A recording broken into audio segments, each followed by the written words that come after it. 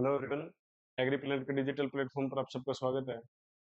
Last video में हमने crop production को डिस्कस किया था, कुछ बेसिक्स ऑफ क्रॉप प्रोडक्शन हमने डिस्कस किए थे। आज से हम स्टार्ट करेंगे क्रॉप्स वन बाय वन। तो सबसे पहले हम स्टार्ट करेंगे व्हीट क्रॉप से। ये जो मॉडर्न व्हीट है इसकी एवोल्यूशन कैसे हुई, कुछ इंपॉर्टेंट फैक्ट्स, वो सारी चीजें हम one by one part by part इस लेक्चर में हम डिस्कस। तो चलिए स्टार्ट करते हैं। सबसे पहले व्हीट। बॉटेनिकल नेम जो है व्हीट का वो है ट्रिटिकम स्पीसीज। फैमिली इसकी पोएसी या ग्रेमिनी, ग्रास फैमिली। और ऑर्डर जो इसका पोएल्सी इंपॉर्टेंट है। जीनस ट्रिटिकम, ये जीनस है। स्पीसीज व्हीट की अभी जो टोटल कल्टीवेटेड स्पीसीज हैं वो 5 स्पीसीज हैं, इनको हम डिस्कस करेंगे। नेचर जो इसका सेल्फ पोलिनेटेड, दो तरीके से पोलिनेशन होता है, सेल्फ और क्रॉस। अगर प्लांट के ऊपर मेल और फीमेल फ्लावर सेम प्लांट पे हैं तो उनमें सेल्फ पोलिनेशन होता है। अलग अलग प्लांट पे मेल और फीमेल फ्लावर्स हैं तो उसको हम क्रॉस पोलिनेशन बोलते हैं, उसमें क्रॉस पोलिनेशन होता है। फोटोसिंथेटिक पार्ट है C3। इकोनॉमिक पार्ट है इसका ग्रेन या कैरियोप्सिस, या इसको फ्रूट टाइप भी बोल सकते हैं। फ्रूट टाइप क्या है इसका? कैरियोप्सिस। प्लॉइड जो है इसमें डिप्लॉइड, टेट्राप्लॉइड या हेक्साप्लॉइड जो स्पीसीज हैं वो व्हीट के अंदर एग्जिस्ट करते हैं। Centre of origin south west Asia और सेकेंडरी सेंटर इथोपिया। अब सेंटर ऑफ ओरिजिन, ये सेंटर ऑफ ओरिजिन क्या होता है? देखिए, सेंटर ऑफ ओरिजिन किसको बोलते हैं? अगर किसी पर्टिकुलर क्रॉप का birth place, maximum genetic biodiversity या काफी लॉन्ग टाइम से या लॉन्ग टर्म से उसको वहाँ फार्मिंग हो रही है उस क्रॉप की, या आर्कोलॉजिकल एविडेंसेस, आर्कोलॉजिकल एविडेंस, ये अगर किसी क्रॉप के एक पर्टिकुलर एरिया में मिलते हैं तो इसको हम बोलते हैं सेंटर ऑफ ओरिजिन। उस क्रॉप का birth place, maximum genetic diversity, main ये है मैक्सिमम जेनेटिक बायोडाइवर्सिटी, या लॉन्ग टर्म फार्मिंग या आर्कोलॉजिकल एविडेंसेस। ये किसी प्लेस पे अगर किसी क्रॉप पे मिलते हैं तो इसको हम सेंटर ऑफ ओरिजिन बोलते हैं। तो व्हीट का centre of origin south west Asia है। Secondary centre Ethiopia. Secondary centre of origin जो है या सेकेंडरी सेंटर इसका क्या है? इथोपिया है। सेकेंडरी सेंटर में क्या होता है? सेकेंडरी सेंटर में ये बर्थ प्लेस नहीं होता, इसको वहाँ पे कल्टीवेट किया जाता है, या यहाँ इसकी जो है बायोडाइवर्सिटी मैक्सिमम, यहाँ भी मैक्सिमम बायोडाइवर्सिटी, जेनेटिक बायोडाइवर्सिटी या वेराइटीज, मैक्सिमम वेराइटीज अगर अवेलेबल हैं तो इसको हम सेकेंडरी सेंटर बोलते हैं। ये लेकिन ये प्लेस क्या है? बर्थ प्लेस नहीं होता उस क्रॉप का, इसलिए इसको सेकेंडरी सेंटर बोला जाता है। तो ये इथोपिया है। अब इसके एंसेस्टर जो मॉडर्न व्हीट है या जो ट्रिटिकम, अब हम बात करें इसके एंसेस्टर। एंसेस्टर क्या? इसके वाइल्ड ग्रास। वो मॉडर्न व्हीट जो है वो इवोल्व हुआ है कैसे? इसमें इंपॉर्टेंट है natural hybridization and chromosome doubling. Modern wheat जो है वो नेचुरल हाइब्रिडाइजेशन और क्रोमोसोम डबलिंग। अब इसको डीपली जेनेटिक्स में पढ़ेंगे। क्रोमोसोम डबलिंग अभी आप इतना समझें कि जो सेल डिवीजन है वो जब नहीं होता किसी ऑर्गेनिज्म में, वो नहीं होता, लेकिन विद इन सेल क्रोमोसोम्स है वो इंक्रीज होते रहेंगे। ऐसे क्रोमोसोम की उसमें डबल होते रहेंगे, क्रोमोसोम डबलिंग हो जाएगी, इसको क्रोमोसोम बोलते हैं। और नेचुरल हाइब्रिडाइजेशन बिना ह्यूमन इंटरवेंशन के, अगर दो स्पीसीज में या डिफरेंट स्पीसीज में क्रॉस होता है तो उसको हम नेचुरल हाइब्रिडाइजेशन बोलते हैं। ये नेचर की हेल्प से जब दो स्पीसीज में क्रॉस हो जाए। जो मॉडर्न व्हीट है वो आज कैसे इवोल्व हुआ? Through natural hybridization and chromosome doubling. ये तो एग्जाम पॉइंट ऑफ व्यू से भी इंपॉर्टेंट है, ये भी पूछे जा सकते हैं कि कैसे इवोल्व हुआ। अब देखेंगे हम और कुछ इंपॉर्टेंट फैक्ट्स या कैसे ये इवोल्व हुआ मॉडर्न व्हीट।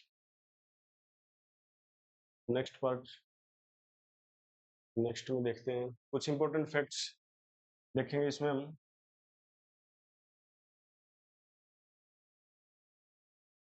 व्हीट जो है वो second most important cereal crop of India है। फर्स्ट कौन है? राइस। इंडिया में राइस का जो है प्रोडक्शन या एरिया सबसे ज्यादा है। व्हीट जो है लार्जेस्ट स्टेपल फूड है वर्ल्ड में, क्योंकि इसका मैक्सिमम एरिया जो है सीरियल क्रॉप्स में वो व्हीट का है, इसलिए इसको staple food crop of world भी बोला जाता है। प्रोडक्शन में इंडिया जो है वो सेकंड है चाइना के बाद। फर्स्ट प्रोडक्शन में कौन है? चाइना। और maximum area of production India में उत्तर प्रदेश। उत्तर प्रदेश जो है उसके पास मैक्सिमम एरिया और प्रोडक्शन है। पंजाब जो है उसके पास हाईएस्ट प्रोडक्टिविटी है। पर यूनिट एरिया जो प्रोडक्शन होती है सबसे ज्यादा वो पंजाब में होती है, या जो पर यूनिट एरिया जो प्रोडक्शन होता है उसको तो प्रोडक्शन बोलते हैं। प्रोडक्टिविटी क्या है? ये एवरेज है। व्हीट जो है वो रबी सीजन की क्रॉप है। मिड अक्टूबर से लेके दिसंबर लास्ट तक की वैरायटी अभी अवेलेबल है। वो वैरायटीज का जब हम सेक्शन पढ़ेंगे उसमें देखेंगे। Known as king of cereals, king of cereal बोला जाता है इसको, क्योंकि वर्ल्ड में सबसे ज्यादा व्हीट को ग्रो किया जाता है। नेक्स्ट है long day plant. Inflorescence point of view से प्लांट्स जो हैं वो दो तरीके के होते हैं, लॉन्ग डे और शॉर्ट डे। जिनकी फ्लावरिंग के टाइम जब डेज जो हैं वो डेज जो है वो दिन, या ये जब बड़े होते हैं दिन, लॉन्ग डे आपको ध्यान रखना है कि फ्लावरिंग उसकी कब हो रही है। जैसे व्हीट है, व्हीट की व्हीट की शोइंग होती है अक्टूबर या नवंबर में, रबी सीजन में। इस टाइम क्या होते हैं, डेज जो है वो छोटे होते हैं जब, लेकिन इसकी फ्लावरिंग जो होती है वो उस टाइम जब डेज हैं वो बड़े होते हैं, तो इसलिए इसको लॉन्ग डे प्लांट बोला जाता है। ये लॉन्ग डे और शॉर्ट डे हमें शोइंग के टाइम ध्यान नहीं रखने, ये ध्यान रहेंगे फ्लावरिंग से।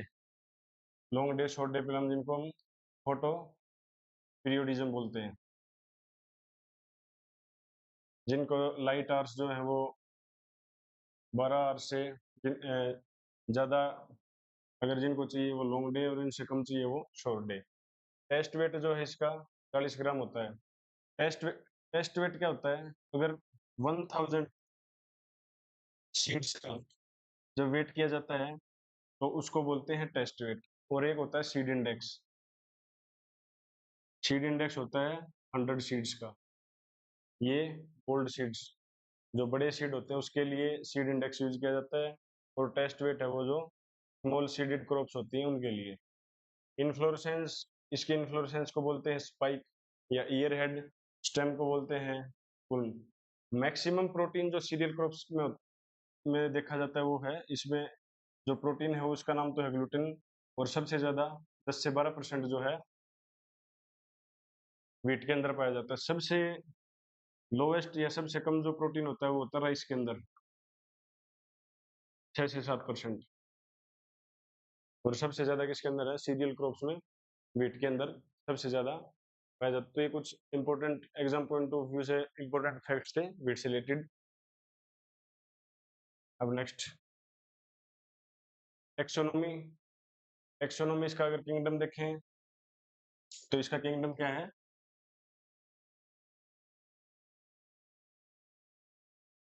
किंगडम जो इसका वो है प्लांटे। इसमें सभी प्लांट्स जो हैं वो इस किंगडम में आते हैं। Division angiosperm, class monocotyledon, family poaceae और जीनस ट्रिटिकम। ये हम क्रोमोसोम है जीनोम। जीनोम जीनोम क्या होता है? जीनोम होता है जिसमें कंप्लीट जेनेटिक इंफॉर्मेशन किसी ऑर्गेनिज्म की जो अवेलेबल होती है उसको हम जीनोम बोलते हैं, जिसमें complete set of chromosome available होते हैं, कंप्लीट इसके जेनेटिक इंफॉर्मेशन के साथ। व्हीट के अंदर जो इसका बेसिक क्रोमोसोम नंबर है वो 7 है। ये डिप्लॉइड, टेट्राप्लॉइड और हेक्साप्लॉइड। इसमें व्हीट जो है ये डिफाइन किया गया है यार। ये इसके अंदर बीट के अंदर। अब हम डिस्कस करेंगे ये कैसे आयोडीन का क्या मतलब है। देखिए जो मॉडर्न बीट है जिसको हम ट्रिटिकम स्पीसीज और ट्रिटिकम एस्टिवम, जिसको हम ट्रिटिकम एस्टिवम बोलते हैं,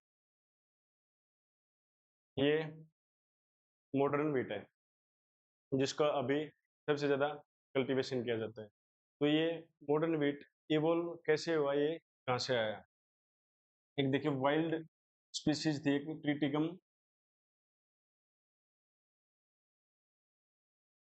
ट्रिटिकम उरार्तम, इसका जो जीनोम है ए,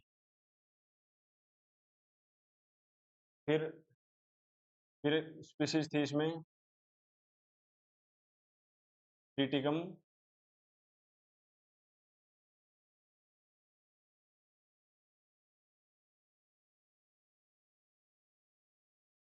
ये इसकी नेक्स्ट स्पीसीज है।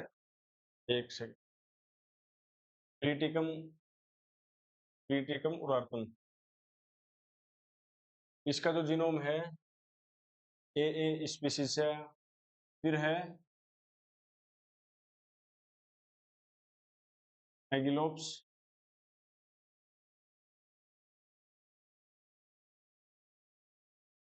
इससे लिया गया बी, जीनोम ए बी और डी, तीन जीनोम जो है इन दोनों स्पीसीज के क्रॉस से क्या बना, ट्रिटिकम डाइकोकम, या जिसको अभी एमरवीट बोला जाता है।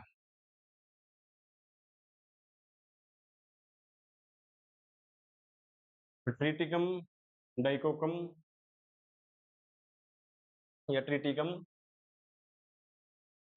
उरार्तम और एगिल्पोस स्प्लिटोइड्स, इन दोनों के क्रॉस से, या जो मैंने अभी बोला था पीछे हमने देखा था नेचुरल हाइब्रिडाइजेशन और क्रोमोसोम डबलिंग से क्या बनी, ये इसमें ट्रिटिकम डाइकोकम। फिर ट्रिटिकम डाइकोकम का नेचुरल, ये ट्रिटिकम डाइकोकम, इसका क्रॉस हुआ एगिलोप्स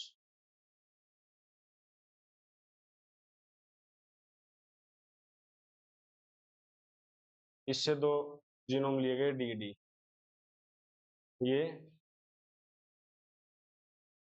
7 और ये 7, दो जीनोम है तो ये क्या हो गया डाइप्लॉइड, ये भी डाइप्लॉइड। फिर इससे अभी जो ट्रिटिकम एस्टिवम मॉडर्न बीट है वो इवोल्व हुआ। ये जीनोम ट्रिटिकम उरार्तम एगेलेपस स्प्लिटोइड्स, इससे बी जीनोम, और एक ये स्पीसीज है एगेलोपस टाउसी, इससे डी। तो जो अब इसका 2n क्या है 46, ये 7 यहाँ से। बेसिक क्रोमोसोम नंबर क्या है मैंने आपको बताया था 7 है। तो जो जीनोम है genetic material, genetic information carry करता है, तो यहाँ से ये जीनोम जो है किस स्पीसीज से कौन सा जीनोम आया ये इंपॉर्टेंट है, इसलिए बीट से 42 जो है इसका, यहाँ एक और ये इसमें है डी, ये इसकी कुछ टेक्सोनोमी है इंपॉर्टेंट।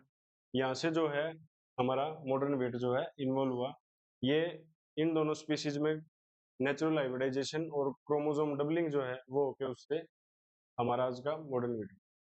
तो आज के लेक्चर में इतना ही, मिलते हैं इसके नेक्स्ट पार्ट में, बीट को हम पार्ट बाय पार्ट कवर करेंगे। Thank you.